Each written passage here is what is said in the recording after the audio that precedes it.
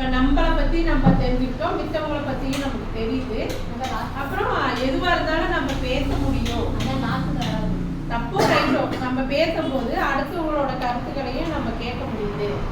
நல்லது எது கெட்டது எதுன்னு புரிஞ்சுக்க முடியுது. நாங்கள் கற்றுக்கிட்டோம். கம்பெனியில் நாங்கள் வந்து எந்த அளவுக்கு இருக்கணும், நாங்கள் இன்னும் என்னென்ன எஃபர்ட் போட வேண்டியது இருக்குது அப்படிங்கிறத பற்றியெல்லாம் நாங்கள் தெரிஞ்சுக்கிட்டோம். திறமை என்னங்கிறத முதல்ல வெளிப்படுத்துறதுக்கு எல்லாம் ஒரு முக்கியமான ஒரு இதாக சொல்லி கொடுத்தீங்க. நிறைய நண்பர்கள் எல்லாம் அறிமுகமாகிட்டோம், புதுசாக அவங்களையும் தெரிஞ்சுக்கிட்டோம். ஆக்சுவலாக லாஸ்ட்டு ஒரு சும்மா ஒரு நார்மலாக இருக்கும் அப்படின்னு நினச்சி தான் வந்தேன் சார். பட் உண்மையிலே ரொம்ப நல்லா இருந்தது. மோட்டிவேஷன் உங்களுக்கு ஸ்பீச் நல்லா மோட்டிவேஷனாக இருந்தது.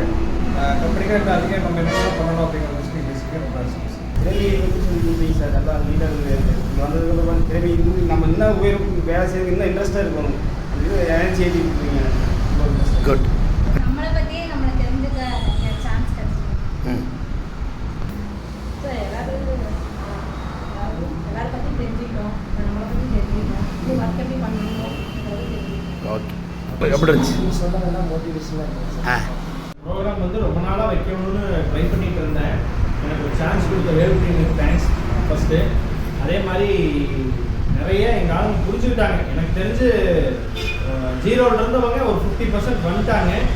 அதுக்கு ரொம்ப தேங்க்ஸு. நான் கண்டிப்பாக இதில் வந்து ஃபீட்பேக் எல்லாத்துக்கும் வந்து எதிர்பார்க்குறேன். கண்டிப்பாக அது ரிசல்ட் வந்து நான் எவ்வளோ இருக்குன்னு நினைக்கிறேன்.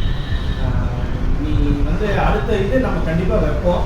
ஏன்னா தீபாவளியில் நான் பிளான் பண்ணுறேன் கண்டிப்பாக. இல்லைன்னா அடுத்த பொங்கலுக்கு பிளான் பண்ணுறேன். கண்டிப்பாக ஒரு பிளான் பண்ணிவிட்டு நம்ம கண்டிப்பாக சக்ஸஸ்